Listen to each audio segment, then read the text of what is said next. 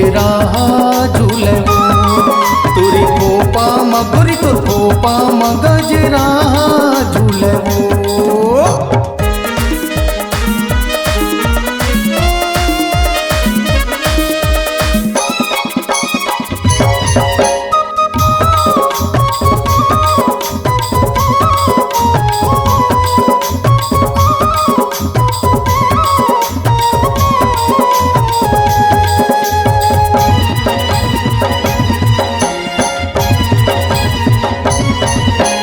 सुखवा चंदनी कस फुलवा गोरी खोपाल तोर सजाए कारी घटा कस चुंदी ल देख के बादर घलो हल जाए।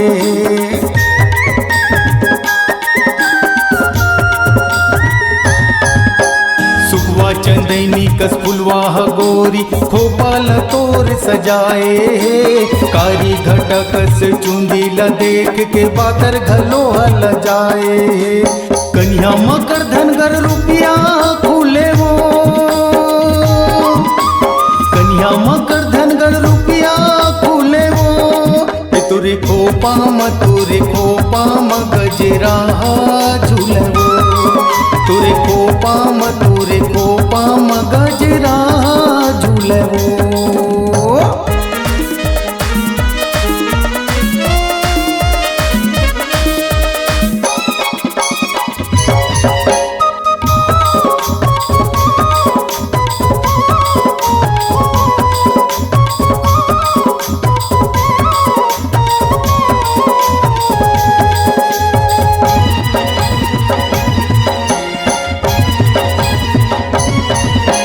चंदा कस चेहरा तोर गोरा देहेला ऋतु बसंत उगराए सूरज लाली रंगेला देके होटेला तोर रंगाए।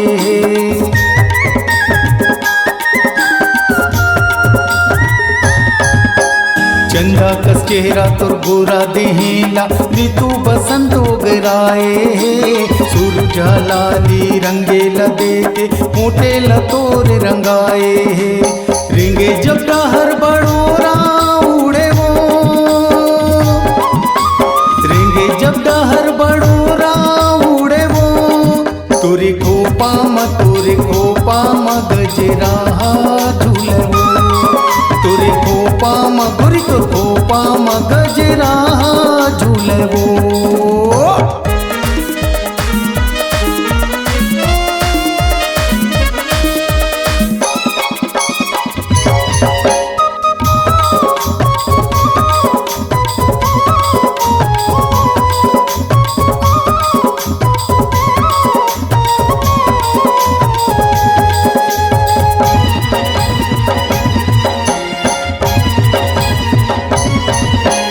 जादू कष्टबिया नैना मतोरे मोहनी जुक्ति समाए बोली हतोरे कोयली बरोबर गुरतुर मन ला भाए।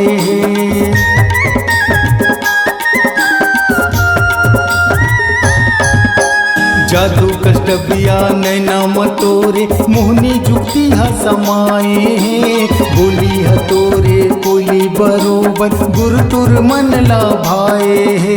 चेहरा तोरे आँखी माँ झूलवो चेहरा तोरे आँखी माँ झूलवो तोरे खोपा म गजरा झूलवो तोरे खोपा म गजरा झूलवो। महकेरे मोंगरा या चुकले फूलवो